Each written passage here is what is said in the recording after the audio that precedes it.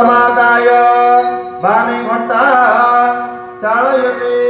उपचारं देव गृहाणा परमेश्वर मया निवेदित भक्त्या सर्वकल्याण हेतवे ददीप्यमानं नयनाभिरामं कस्तूरिका गन्ध मयेन युक्तं विभिन्न पुष्प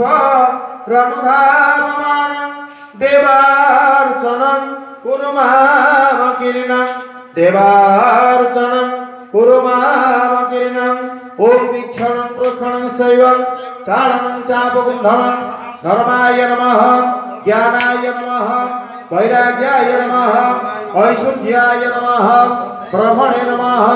महालक्ष्मी देवी नमः ओम श्रीकृष्णाय गोविन्दाय